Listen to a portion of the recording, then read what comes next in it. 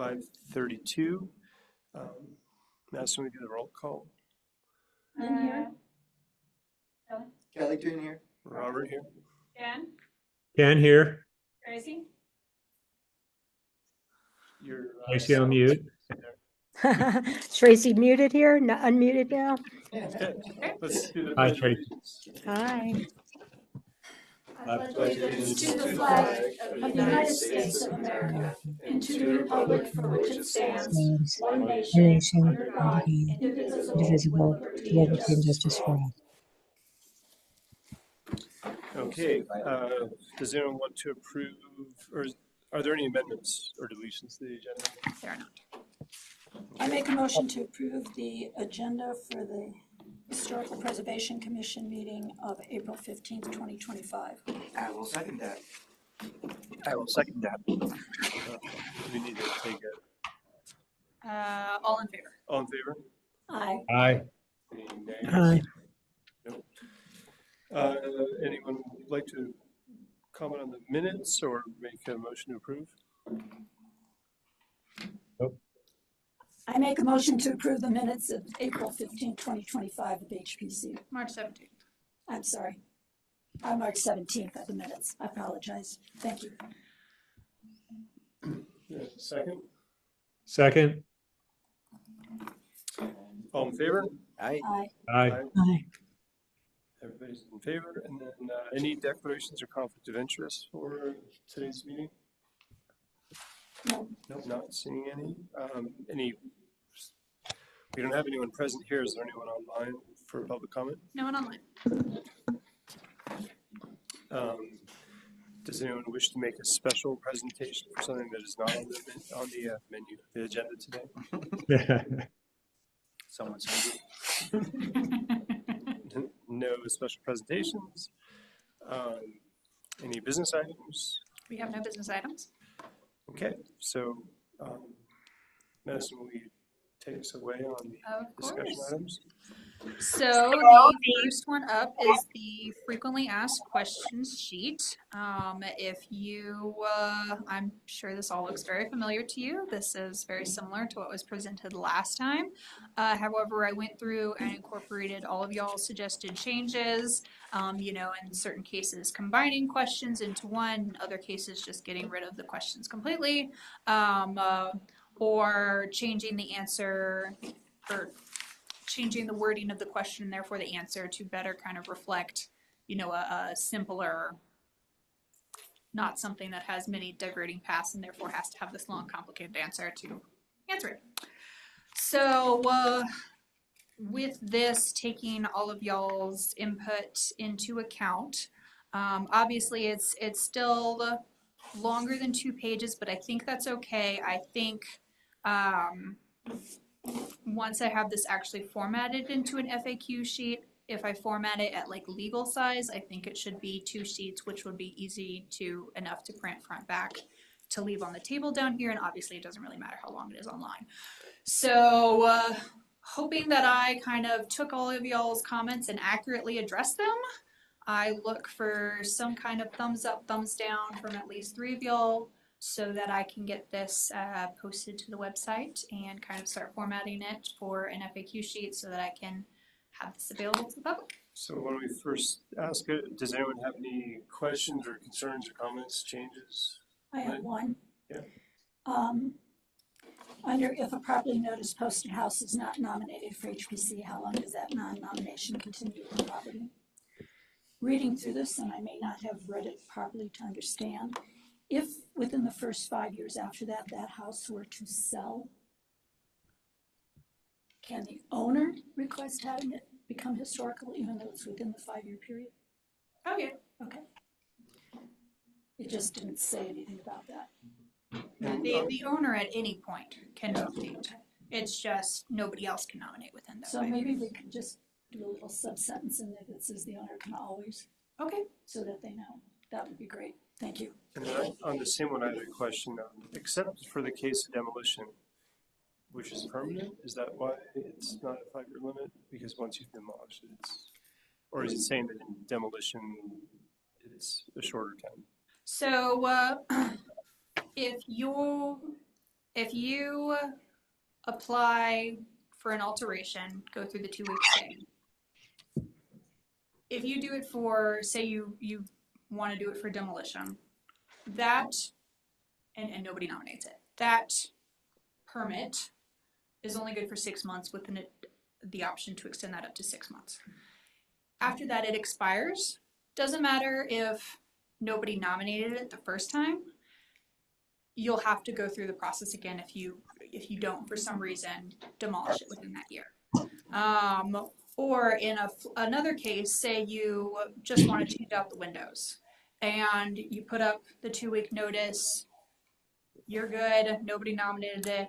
So, if you want to do any other renovations, alterations, you're good for 5 years, you don't have to put up the sign. But if you want to demolish it, doesn't matter if it's within that 5-year window, you have to go through the process again to make sure because people might not care or be as worried about something happening to the house if, windows change or, that architectural features change, but they might really care if somebody's going to demolish it. They're just like, whoa.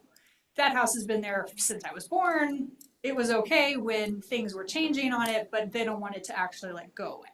So that's why there's that caveat within section 19.9.10 that demolition always triggers this. So what if someone put in an alteration request and they get the 14-day notice and no one nominates it, and then they decide, I'm going to remove almost all the house except for the foundation and remodel? It's essentially demolition, but would they have to get a re-approval for the demolition in the historic preservation? If they don't have to apply for a demolition permit, which in that case I don't think they would, they just have to apply for a building permit. If it is an entirely overhaul of the structure, then I don't think they would have to. So that is certainly a loophole, but Awfully sneaky, Robert.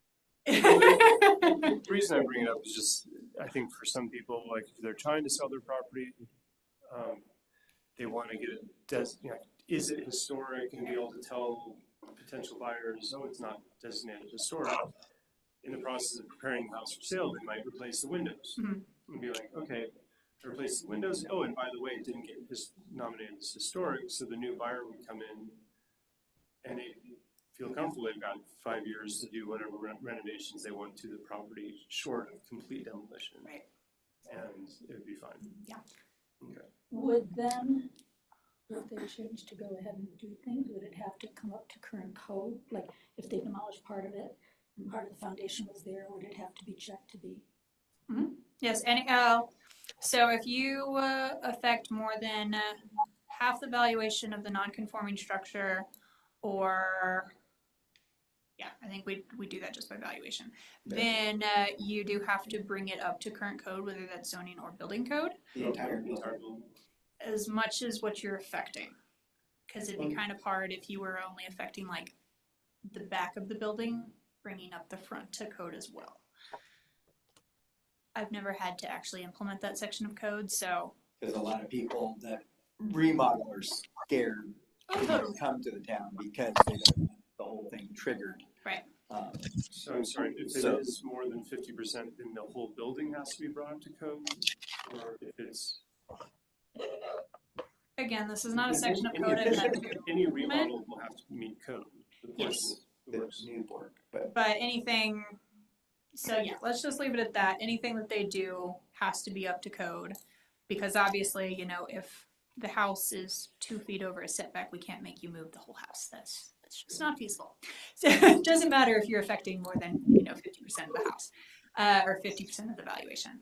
So, but anything you do has to be brought up to code, and anything that you affect and or touch in the process of that, I believe, also has to be brought up to code. Only one house that I can remember doing something like that. That was across the street from me. Mainly when this section gets invoked, and this was, again, I've never implemented this, so this was before my time, has to do with us issuing building permits to mobile homes. So we don't allow mobile homes in town anymore. And so people can continue to maintain the homes that they have right now, but any work that they do that is over 50% and needs a building permit, we will not issue that. Because the goal is to phase them out of town. Well, I know, as far as demolition, I know like in Vale, I worked on a house on Forest Road where they tore down everything except for one wall, and they were able to keep the house in its location because they had a view of the Gore Range. But literally, and it was considered a remodel, but they left one wall standing, Yeah. literally, and everything else got rebuilt. I was curious where we stand on that, which doesn't have anything to do with the historic, but No. that, when is it considered a demolition versus a remodel? Do we know? I don't know that we have a definition. I might have to look in the Does every IBC single or the IRC. ounce of everything have to be removed? Like theoretically, in the case of a demolition, I would have an actual demolition permit. But in the cases of remodels, even if demolition occurs as part of the remodel, I don't typically have a demolition permit as associated with it. It's just the building permit. Yeah, which there's demolition, but not Right. demolishing the entire building. That's how I've kind of mentally separated it. I'm just That's curious. probably not great, and I don't know that I have a straight answer for how we would treat that if somebody came to us with that question. I would likely have to get the building inspector involved, see if he had an opinion of, what the percentage of the house or structure had to be gone for it to be counted as demolition versus renovation. Because I know people like to keep, Oh, totally. if they're inside the setbacks that were created after the building got built. So I just know for that one project that's how they did it. It was a remodel. Yeah. The house we were living in was massively renovated in 1990 or so. And it was an old cabin that was all the way to the property, like within a foot of the property line. And the first 4 or 5 feet, they weren't allowed to build that wall up. So they tore everything down to the foundation. And that piece of foundation is still there it was a planter, basically, with a little roof on it, so it was low. But they weren't allowed to build the full wall at that place. So When they completely it must have been torn down, right? Because there was stone foundation around that part, but they left that piece of foundation with a little tiny piece of wall. But they couldn't build on top of it. Yeah. So I'm wondering if could this be an incentive? And I just kind of now thinking of it as far as if you have old house doing a remodel and say you want to do a remodel and it goes beyond the 50%, and normally you would have to bring the entire building up to code, even though you're not really doing that. If it's historic, we could maybe say you don't have to bring the entire building up to code that can certainly be something y'all propose as to an be incentive. added 'Cause we're- as an incentive to the code when we get to that agenda item. At least the portion that we're designating doesn't need to have to. Because that could be something, I mean, I'm But still. I would think that would need to apply to an actually historic house to be considered an incentive rather than Yeah. just an old house. That's what I'm saying. It could be a historic incentive that I didn't think about till just now. But since we're struggling to find incentives. Well, that's another discussion coming up. Can I ask a question? Madison, the purpose that's listed on the first page of your memo on the FAQs, that's verbatim out of our purpose, right? Or did you? That is taken from the historic preservation page on the website Right. as the purpose that I believe y'all agreed to in like the first or second meeting that y'all had like 3 years ago. Since that was taken from Tracy's request at the last meeting that we add kind of a blurb Yep. about what historic preservation is doing and why we're doing this. I was going to make some comments to it, but if we've already approved it, I'm not going to. That's why I was asking. Just because it's been approved in the past doesn't mean that it can't change and be fluid. So if you have things that you'd like to Well, update, we can get The only consensus. thing that I saw in there was the reference to historic districts, which we don't have any and don't plan to have any. least that I think, that I know We of. don't have any now, but we do have the provision in our code to establish a historic district if somebody should so Okay. apply for it. Okay, then we'll just leave it. There's nothing worth talking about on the other stuff. Anyone else have any other comments about the Q&A? I had one on page I guess it's that same one we were talking about. If a properly noticed posted house is not nominated, that language was just kind of hard to when you have to read it about 3 or 4 times. I was wondering if there was a easier way to say it, like if there's no nomination made during the 14-day posting period, how long does the non-nomination continue? Something like that. Okay. If it doesn't confuse anybody else, I'm thinking about somebody that's just off the street reading this. It's a lot of double negatives. Yeah. Yeah. So I was playing with it, Madison, something like if there's no nomination for HP during a 14-day posting period, comma, how long does the non-nomination continue? Or Yes, something I like can, that. I can definitely update that. And then in the next one, just to get my comments in real quick, since it's harder on Zoom, there's a reference in the last sentence on the next one that starts, if historic, what design criteria applies. In the last sentence of that one, it says the HPC reviews for the certificate of appropriateness. Again, I'm thinking of people trying to understand what the heck that is. And I was wondering if we could just say proposed changes. So Okay. HPC reviews the proposed changes in regards of da da da da da da, and then I think it reads simpler for people off the street. And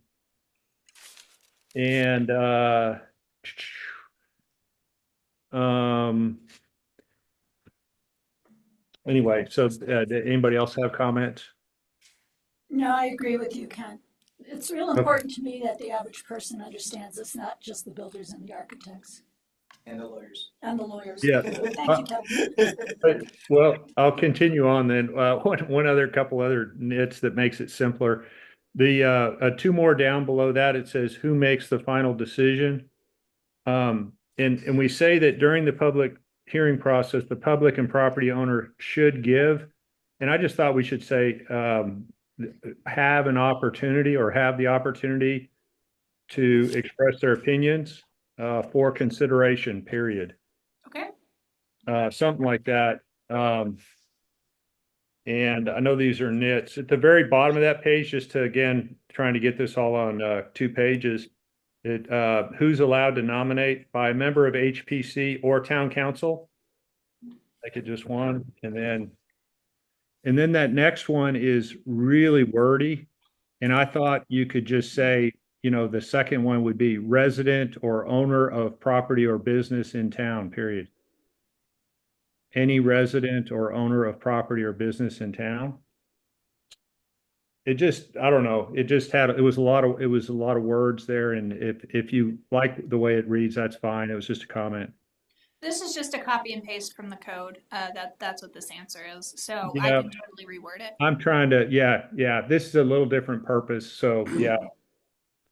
And then my last comment, I promise, is on the second to the last one. Does a historic home cost me any financial responsibility to the town? I think what we're saying is, does being historical home require me to pay a fee to the town, any fees to the town? And then the answer is no. I think that's what we're really trying to get at there. It just, and if there's something else beyond fees, then we should leave the language, but it made you think, well, what is it even trying to say? I don't know. You guys jump in if you disagree with any of those. No, I agree with you, Ken. The shorter, the more succinct and. Well, I think Madison, you did a great job of doing that. Oh, yeah. Well, thank Really, you. You really did. Yeah, I So- think starting off with a no and just saying no, except for general maintenance, might be simpler. Well, the general Sure. was the question Yeah. before it, so I don't think. But if you start with a no, it answers the question quicker. Okay. Anybody else? tightening up. I really think you did a nice job. Thanks, Madison. And I think this will actually hopefully be helpful and welcome. Will we be communicating this once it's final and posted? Will you communicate it to town council in some way, or should we? Yeah, I was thinking that once this has been finalized, we could put a little blurb in the newsletter, which obviously goes out to everybody, Perfect. and just letting the public know that it's out there, and obviously the council is part of that, so that they can look at it. Great. On that topic, with since there's much less feedback on this than there was last time, are y'all comfortable with me just taking this, formatting it, and Go for it. putting it up? Yep. Okay, Yes, awesome. yes. Get her done. Do you need us to make a motion for that, or? This is all under discussion direction, no motions. Great. Okay. So I think that's it for this one? So next would be incentives. And so this was requested to be put on the agenda so that y'all could continue to discuss any options and or things proposed to council given the results of the last proposals. So staff doesn't have anything to propose here. This is really just for kind of y'all to discuss. Does anyone have any recommendations? I do not. I'm not an incentive proposal person. I feel historical explains itself. We have historic buildings. We would like to keep some of them. I think I brought the sheet of the 7 others that we've already done, changes, somewhere here. If anybody needs me to read them, but I think you all know them. And I think that's a good start. I think we have Mr. Sladek doing a study for us, and I think for the moment, what we have here and what he is doing until we figure out what we're really talking about, what a feeling comes up with, he feels that there are 3 more buildings in town. You know, it's a big process to go through again at this point. I'd like to see us finish what he's doing first and then maybe discuss it again. Yeah, I agree. I don't have anything to add to that. Okay. Unless, Yeah, I mean, I'd love to have the tax incentive, but from what I've heard, it's been denied. yeah. We need the did, money, Kelly. we, I need the money too. My property It's the week- tax. it's the is going weakest- through the roof. the weakest Well, you part. only get tax incentives if you're a billionaire, so. Yeah, there you go. They're coming. The weakest part of our FAQ is that one question of what are the benefits? But I think it is what it is. So I'm not sure there's anything we can do right now. We just keep moving forward and keep our eyes and ears open. And then I guess the thing that I just thought of earlier is that if you are going over the 50% budget of your property, and it's historic, I just know a lot of people fear remodeling their house and having to fix up the part that they're not remodeling from, you know, the inspector says, oh, you're over 50% now, and now you got to fix everything, and then that just kind of totally blows your proposed budget on old house. And I just know for the last 30 years of building, I've heard that fear from people. So that could be something to talk about if it's historic, you get to go over that 50%. Is that a decision Without- that the town can But it make, could be or do we have to meet with current codes? I don't know. I'd have to ask That would be my question. the building inspector. it's something for the building inspector. Mhm. But it could be something. If I have 3 thumbs up, I can investigate that. Maybe if we could say the portion of the building designated historic is not required to be updated to current codes because it kind of competes with the need for it to remain looking like it is. But typically, we don't have any jurisdiction over the interior, but we could. But it's something that affects, it's usually the interior typically. But if you have to, you know, if you're fixing up, replacing the windows and you're fixing up the facade, then it gets over 50%. Now you have to update your plumbing on the part of the house that you weren't planning on doing, and you have to update your whole electrical that, you know, could cost the homeowner extra several $100,000 if they weren't planning on, only because their remodel just got more expensive than they thought. And then that doubles, doubles what they're planning. So could be an incentive if you had an older house to encourage people to keep working on them and fixing them up or bringing it back to its original, you know, kind of like Helen's house. We didn't do everything, but we got it looking pretty good. A lot better Hey, than Kelly, if we did that, what's the bad scenario that could come out of that?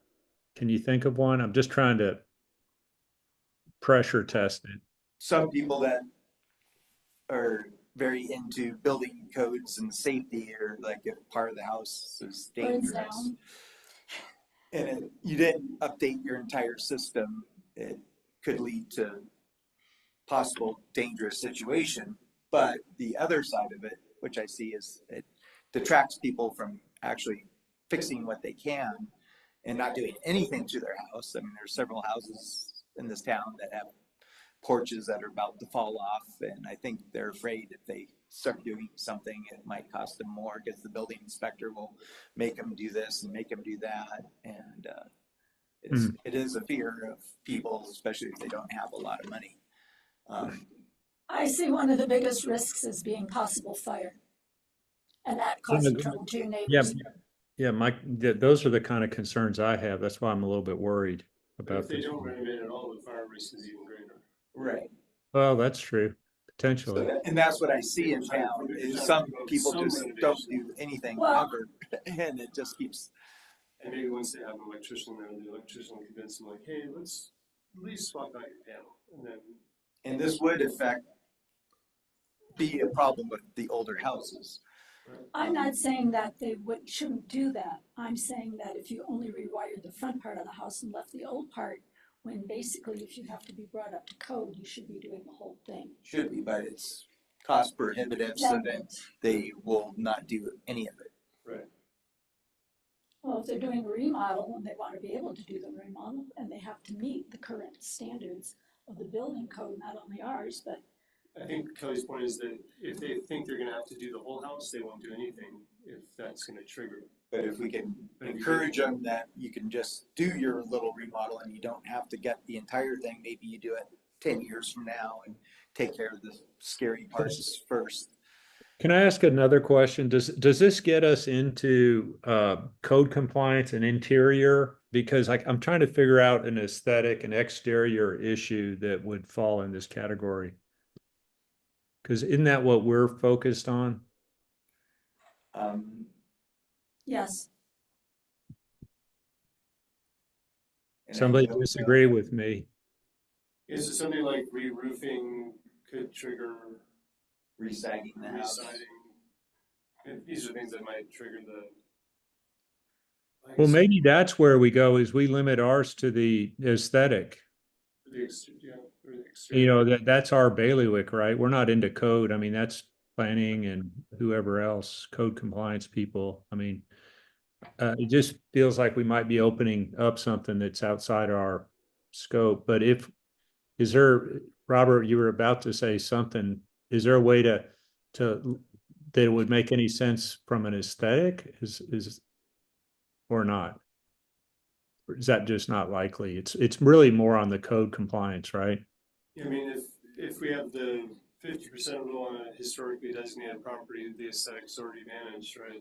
So we're not. Yeah. I'm trying to think how it would. And there really isn't a nexus to forgive the code unless it's affecting the portion that we care about, which is the exterior. And you could reside and re-roof a house, and that's still not a 50% remodel. Hopefully. I mean, if you think the valuation of the house, the roof and siding is not 50%. I just wouldn't want to be putting something in place that would tie the hands of code compliance or something if there's a real issue. Right. Because that's just not what we do. But what do y'all think?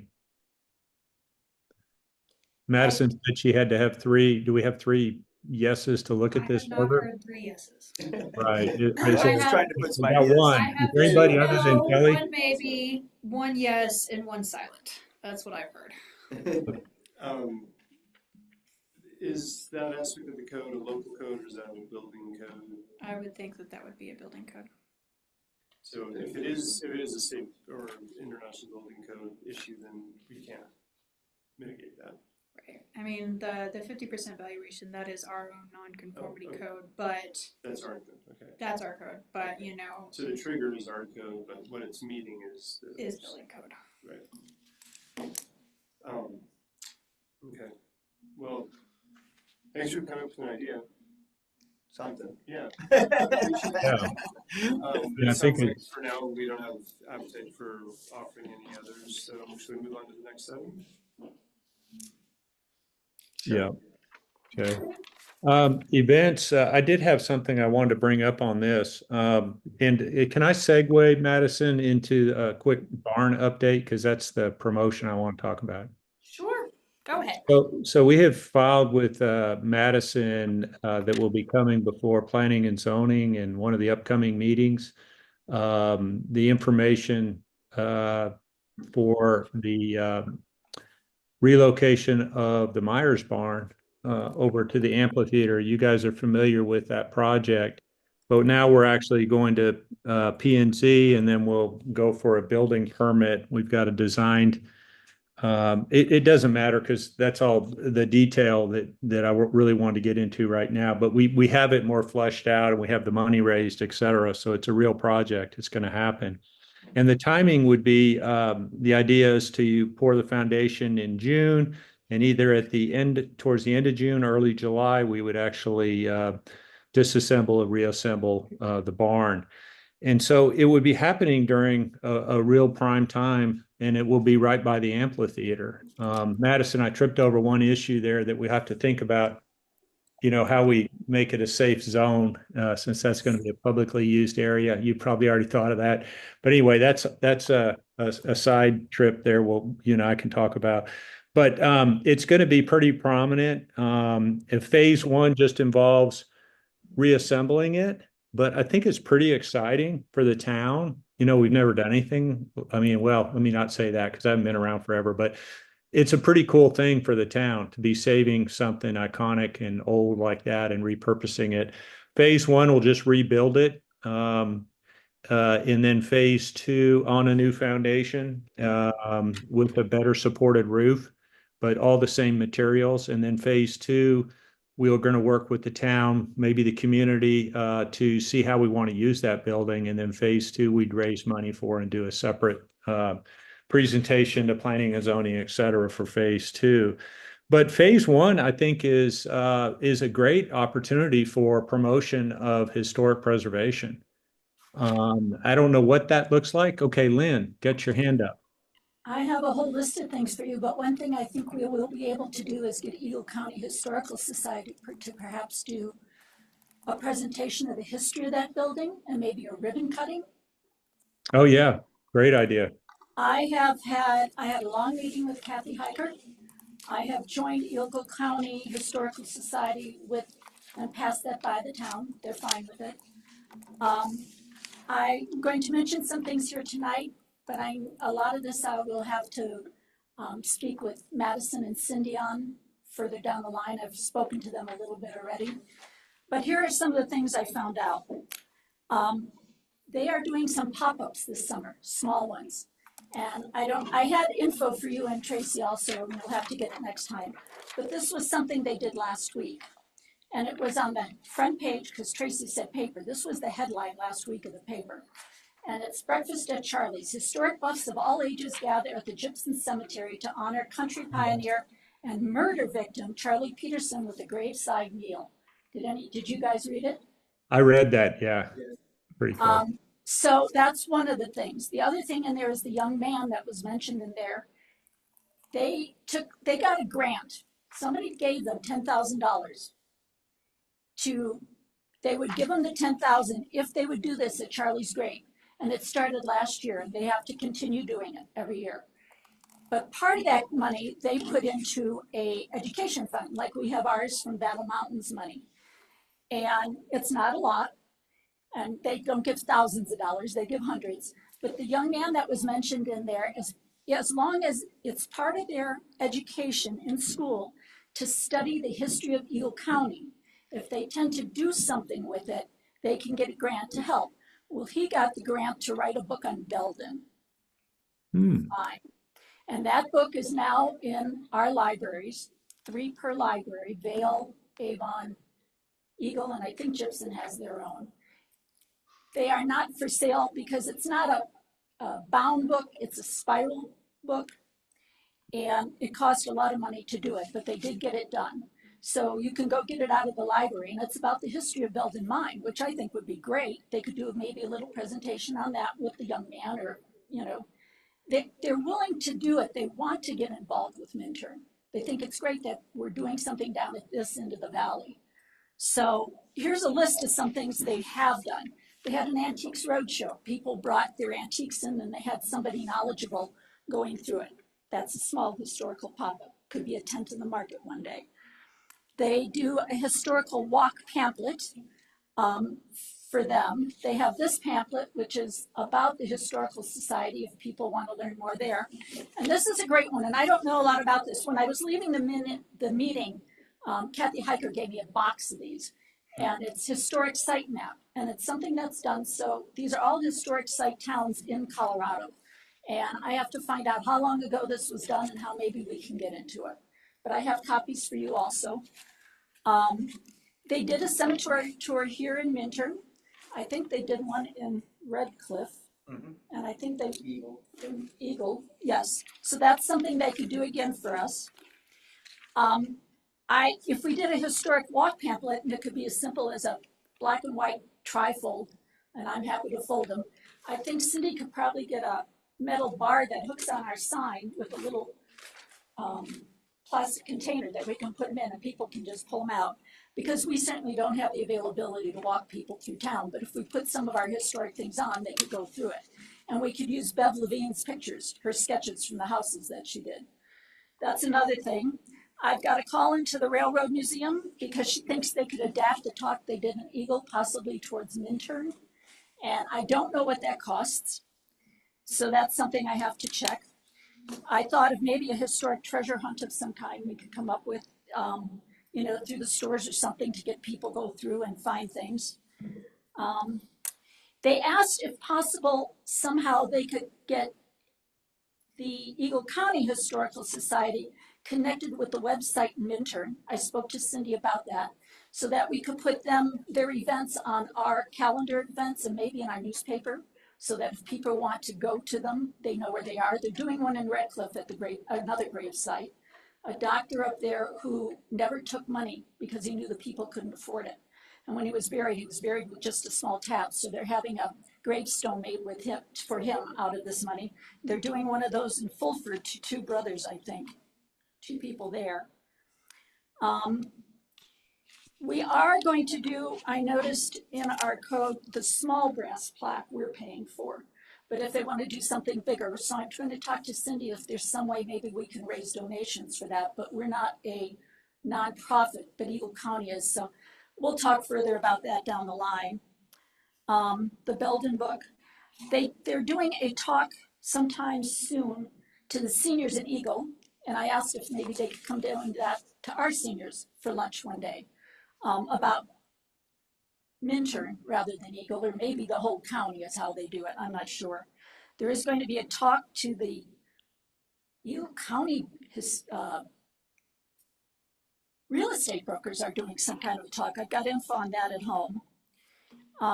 I have some of these, and if the town allows me, either I or we can get somebody from the Historical Society to dress up in period clothing, possibly. I don't know what I'd have, that would be that old, but and walk through the market and hand these out and talk, you know, answer questions to people and let them know that Minturn is historical now, or has the ability to be, because with our stores closed down there, that might be a way to reach those summer customers who always come here for the history of it. The barn event was on my list. the pop-ups I told you about. They also had something called Cowboy Poets, which was an event where people in the valley who write poetry and wrote things about the old days and stuff came and read their poetry to people. I've talked to Jay a little bit about possibly using this room at some time for that, and I've had a few other ideas I haven't discovered yet. We can't move these tables, but we could move the lecture thing and turn it around. So we could fit probably 20, 30 people in here if we had that interest. But their meetings are only once a month, and I will be going to them until the snow flies so that we can keep the talk up between the two of them. Also, a while back, I was told there was some money in this year's budget for historical. It's meant to be for projects, but I spoke to Cindy a little bit about maybe pulling a little bit out for something like this or whatever, and she was agreeable to discussing it. So we don't have a lot of money. The important part is figuring how we can get some more in here so we have some stuff to work with. A lot of the stuff from the Eagle County Historical Society is pretty much no cost to us, which I think is great because it at least gets it out there. So that's what I've worked on. Wow. Yeah, a lot of good stuff. Thank you, Lynn. That's a lot of research. Appreciate all the information. We did get a little bit off track here. We were still on the discussion direction items for Madison. The last one was the historic resource survey update.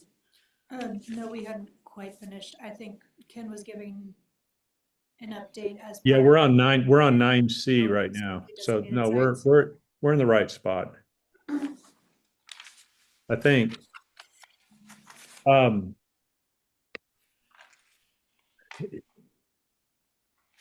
mean, my brain's, my wheels are spinning because those were a lot of really good ideas. I know that what I can do is, as the barn project moves forward, I'll work with Madison or Cindy, see if we can get something in the newsletter about it, and I think we'll get some press on it, and so I think that'll be good, and so I'll be working on that. Anyway, my mind's just spinning right now. I think those were some really good ideas. One more thing on the barn. Woody and I did meet with a pest specialist the other week. Oh, good. Yeah. To learn about hantavirus. And it was kind of interesting. We did hire him to set some traps, safe, that won't damage other rodents and pets in the neighborhood. So he's going to set some traps in there. But the good thing, which I never realized, was the hantavirus is only in fresh poop and only lasts 4 days. Ooh. So as long as there's no current rodents in the place, because the traps are set up, and it's only from the mice poo, and that's only on the very ground. They don't tend to go up in the rafters. That's the ones that go up in the rafters don't have hantavirus. So it's putting my mind at ease a little bit, working on it and going in there, because there is raccoon stuff, but they said that doesn't. Yes, we'll do respirators and all that while we're working there and keeping it sprayed down moisture so there's not dust. And that's pretty much all you should be doing. It was set me at ease a little bit. So that was nice, and it shouldn't be a problem as long as there's no fresh food, and that's what causes the hantavirus. Because we did have that one celebrity case, Yes. but that was, he said the virus only lasts for less than a week, 4 days specifically. Very cool. So they don't actually come out and spray. No, there's There's nothing you no can spray. spray. That's the weird You thing. can go in and spray water down. You can spray water down, which keeps the dust settled. Like any job site during demolition, they usually spray water. And he suggested one of those backpack sprayers that gardeners use. And you just put it water. You can put it. He said you could add like a 10% bleach to it just in case. So it's not hazardous to breathe for the humans, but would help to settle it down. So it was very informative, and we hired him just to eradicate rodents, which he does for a living. So Does Hey, anybody Lynn, else? on all those various items that you talked about, do you need anything from us? It sounds like several of them you've got in motion. But is there anything, it's not like we got money, but is there something that you would need some support on? We don't have money yet. I wanted to go through it with you guys tonight before I sat with Madison. I thought because she Okay. runs our commission and Cindy who runs our events, maybe we could do some head butting, try to come Yeah. up with anything. If you're in town, it'd be great to have you come with.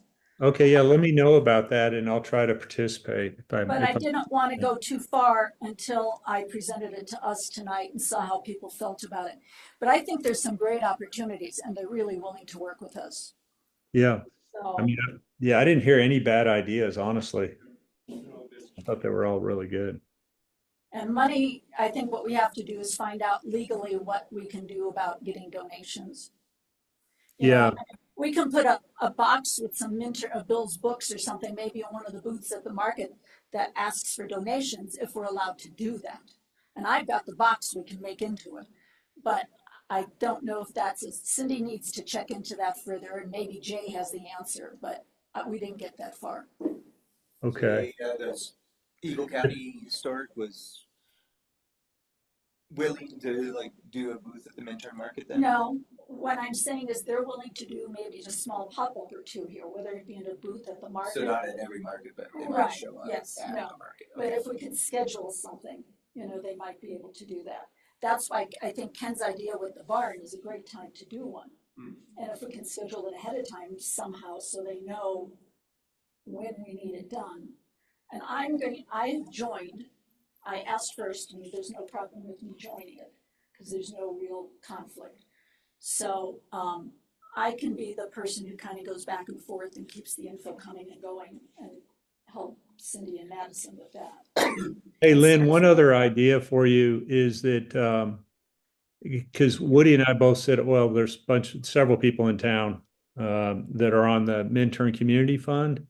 And we're running the contributions through the Minturn Community Fund Well, for there's a way to do it. the barn project. And so if there's a historic project that we come up and let's say we need funding of $1,000 or something, let's talk and maybe I can take that to the Minturn Community Fund as a potential source as well. Because Well, any and one of the donors things, there's very few donors that are that restrict it to, hey, this is just for concerts. They're just basically open donations for the most part. and the other thing Cindy said is there might be some way to designate certain funds we take in for historical, but it would have to go through a nonprofit, which is what you're saying we have. Yeah, there. yeah. So we're already started to do that for historic projects. So maybe we can build on that in the future is the seed I want to plant. Okay, so when I set up with Cindy, you might even be able to zoom in on the meeting. I don't know. Sure, how happy that to. Happy We to didn't tune decide in or anything. on phone. Yeah, either I know way. the next couple council meetings are very busy for them, so I didn't suggest, like maybe sometime in May. That sounds great. And I'll be back at the May meeting down there, so maybe I can get even more info on it. Okay. Okay. Thank you, Ken. Mhm. Alright, any other events? Tracy? Thank you, Lynn, for doing that. Sounds like a lot of good stuff. Just thinking too, I think a big bang for the buck would be if we could get a kind of short but compelling presentation together. And again, short, but those Minturn concerts might be a good venue at the intermission, you know. So a lot of people attend those and mostly Minturn residents. So that could be a good place to advertise as well and have maybe a little table set up, that kind of thing. It would take some planning to kind of get a compelling, short, succinct kind of presentation, but something to consider. Would that be something that you'd be willing to help with? Because maybe what we could do as a pilot project is do that. Imagine, that we've got the thing reassembled right there at the concert and people are intermissions and stuff, we could have a table and you could help us. I would Or- love that. Yeah, maybe we do that as a Maybe test. we can have like, make some, I mean, it will take some thought prior and creating some kind of really nice kind of like maybe a 3-way board, with Mhm. photographs and then, blocks of like nice descriptions that is kind of self-serve, but also have someone there, and then somebody give like a little blurb to let people know that there's someone there and that this is something too that we need money for. Just, I think that would be a good place to get the word out because they are well attended. So Well, is that something that you do? Could you do graphics and stuff like that on a three My husband does. Yeah. yeah, my husband does, yeah. But I mean, I could help him with I used to do that when I worked for the Nature Conservancy. We Okay. used to do a lot of that kind of stuff, for our different preserves that we were, our properties that we were protecting. So, I mean, I haven't done a lot of that lately, but yeah. And I don't think the concerts, well, Ken, let me just back up. Do you have a date for It's if going you, to depend. Depends on the foundation. I Uh, see. the Okay. guys, the crew, the labor we've got lined up for the second half of June. It's just, I'm trying to get Woody to get the foundation bid. We've Okay. got one bid from somebody that Kelly knew, which Kelly, we may have to go with that bid if we can't get Woody on board. But anyway, I'm thinking probably it'll be done and in place safely by mid-July. Well, I don't think the concerts really start. At least they haven't in recent years till July. And I think there's a kickoff on not the 4th of July, but maybe 3rd of July. I don't know. But then the concerts themselves, as far as I can remember, they don't really happen until July. So that does give some time I to, think what I would envision is, it'll take probably a 2-week period or 3-week period, 3 weeks or so. So when the hole gets dug, we can have some signage up there telling what's coming. Then, the next concert, you might see some foundation poured. The next concert, you've got the logs going up, and then next concert, the roof's on. So I think we'll have several opportunities to talk about it over several concerts. Well, I definitely think we should have a promotion board, bulletin board, Right. telling what's going on because it's going to spark the interest of people, and especially when the concerts are there. But a ton of people walk by there to access hikes and walking their dog and the gun range and all that. So Yep. I think some sort of permanent board and access to donations through one of those little coat things also could be I think that might be, yeah. Oh, I'm sorry. I interrupted you. Go ahead. and since we have a nonprofit set up with the community fund on this, but we do have to start trying to I was thinking more though, I mean, raise because money. a permanent board's going to take a little bit more because I work. I can't like do this all the time. I have a job and I'm at my job now. And I think that but the first step might be to do like a kind of a board that you can take around with you. And that way you could take it to the Minturn Market. You could take it, yeah. And especially one that could stand on a table, maybe. I mean, I'm open to all sorts of other things. I'm just envisioning this right now, and you could bring that to the Minturn concerts. So it's really portable, That's a but great idea. it's colorful. You could take pictures of like good pictures of all the things that are preserved, and kind of laminate those and put them up with a little kind of Yeah. description, and then I mean. I Hmm. don't envision it would be perfect right away because, to get the really good history story, the overall story of the whole history is going to take it, to get it succinct, but compelling that people want to read it and they remember it. That's just kind of what I think could be a good kind That's of a great first, idea. and I'll not work- just for the barn, but just for the overall, like the Yeah, overall. but if we This is did it, if we started with the barn, could be a test, we could kind of learn a lot from that, I think. Yeah. It'd be easy. I'm envisioning some historic photos and some blurbs about the Myers Barn history, and then some rendering of the, where it's going and some pictures. And I think that's a really good idea. It's like before, after, and then Yeah. story, and yeah. Cool. Great idea. Thanks. All right.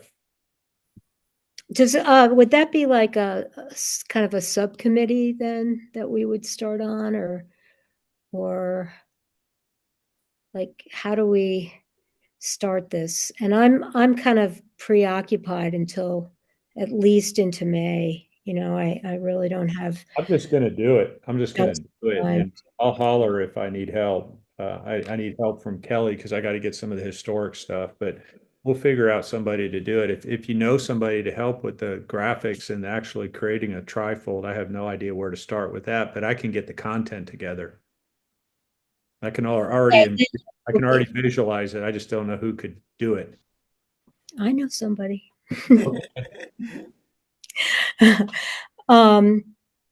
Yeah, and I did used to do this back also in another life when I worked for the Nature Conservancy. Are you talking about your husband, or who are you talking about? Yeah, my husband is a graphic artist he's trained and Well, why don't you connect us and let me go from there. We have a budget.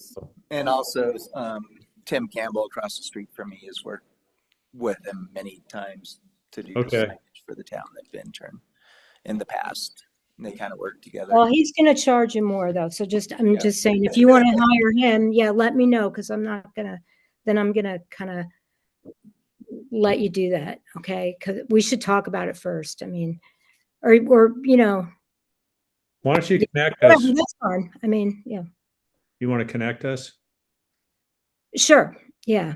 My husband actually has a lot of time right now because he's kind of one of those, he works in the winter and then he works in the summer. So this is a good time for him. Yeah. I mean, most everything on the barn, honestly, all the labor, a lot of the, even the engineering was discounted. Most of the stuff's volunteer or discounted. So that's just a kind of project it is. So we're looking for somebody who's passionate about it. And it's not really a, commercial project so much. Right. Right. But if that fits the bill, connect us. Great. Thank you. So Ken, I guess I'll just shoot you an email. Is that what you prefer? Sure. Yeah, that'd be Okay. great. You just Okay. connect us. That'd be great. Okay. Super idea. Mr. Chair. Any other events? Any other events? No? Okay. Madison? Historic Resource Survey. So this is kind of a combination of two requested future agenda items from the last meeting. So one, y'all want an update on the actual survey. When talking with Ron a week and a half ago, he had said that he completed about 70% of the work and he'd be back mid to late May saying that he'd finished the rest of it.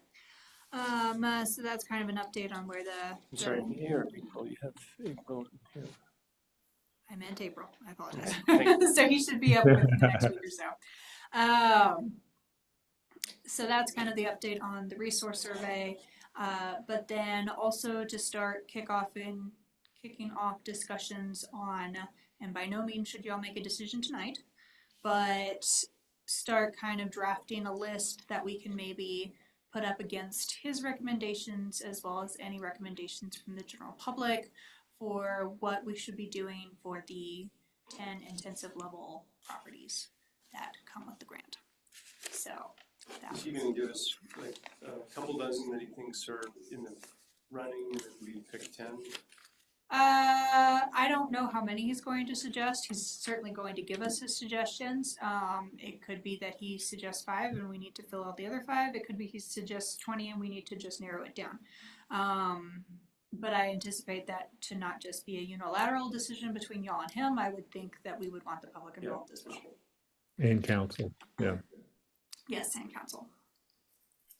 Yeah, I was looking at your memo and I was thinking a lot about it. I was trying to figure out, so one option is we could actually come up with our list of 10, right? Or whatever, just saying 10 for the sake of having a number. So we come up with our list of 10 and then see what he comes up with. But I don't know, my gut feels like, why don't we see what he has and then respond to that? I don't know. That's just sort of my gut. But what do you all think? Would you guys like to go through an exercise of trying to come up with a 10? Tracy, you're muted.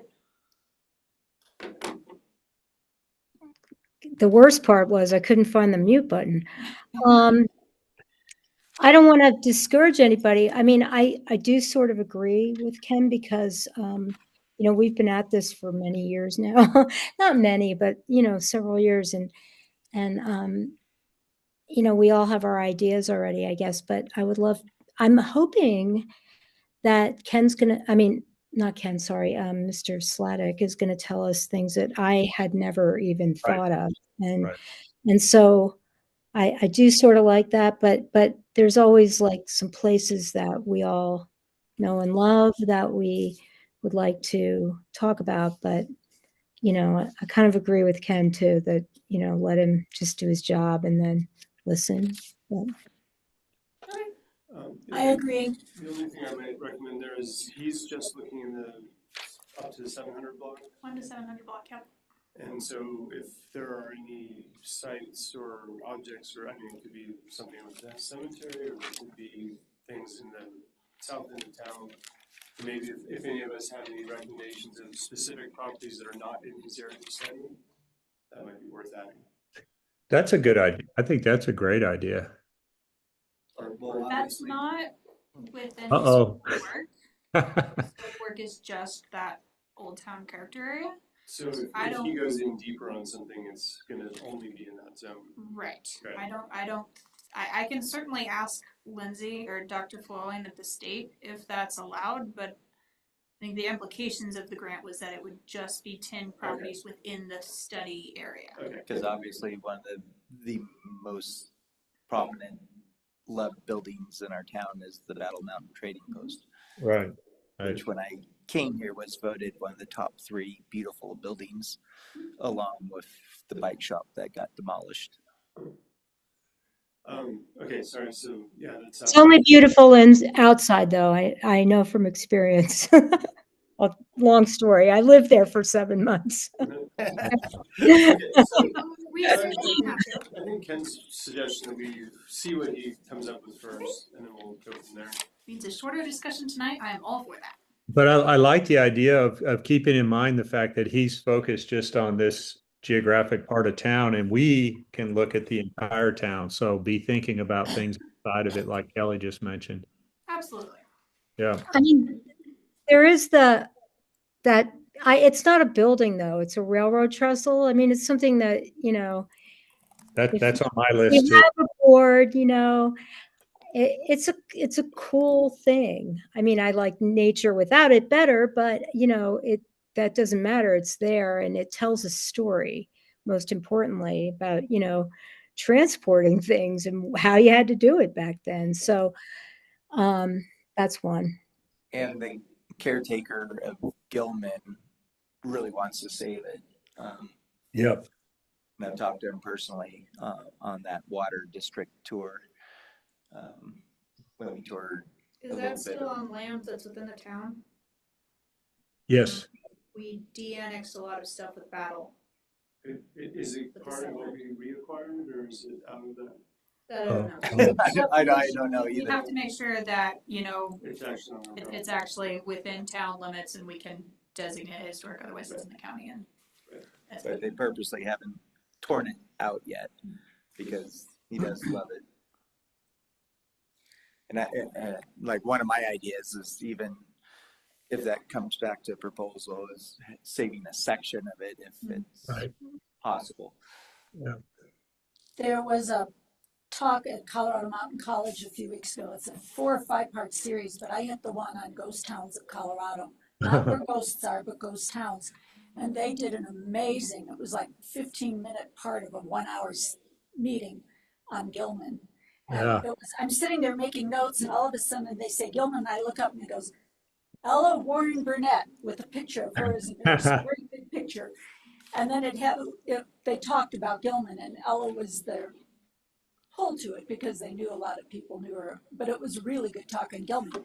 That's something else I'll put down. I'll contact the college and see if they do it for Minturn. That would be It great. would only be 15-minute talk if they just took that section, but it's the history teacher that did it, so. It would be amazing to get like anyone that lived in Gilman to do a presentation of, in my mind, like something I would love to go to is Oh, like whoever's lived there and still around to give a little talk about what life was like back then would be just, It to was me, amazing. fabulous to It was attend. absolutely amazing. There were things about Gilman I had no idea about. Yeah, if you guys haven't done the Gilman Mine Tour, I really recommend that. It's done every couple of years. Done that. Dave was the name of the caretaker up there, right? Yeah. Yeah. Because I did talk to him about the trestle and he loves it. Okay, so the historic resource survey, are we all in agreement that we'll wait to see what Thumbs up? comes up? Awesome. Staff report, We have no staff. no staff report, any preservation commissioner comments? The only comment I want to make is that I still haven't gotten together with Earl just to ask him, when they keep asking us for incentives and we sent some stuff to them, what else are they thinking? Or I think there needs to be a little connectivity there, and that's still on my to-do list, and I'll report back when I do that. I just didn't have time this last visit. I don't know that they're waiting for some, but I think if something comes up, they'd like to hear it. Does Yeah. that make sense? Well, I just like to talk to them and hear that direct and whatever, and see if they have any ideas, that they had in mind that they were hoping we would address. I just feel like I should connect there, and I'll do that. That's all I had. Anyone else? Okay, then on to future agenda items. Any recommendations or Will requests? Mr.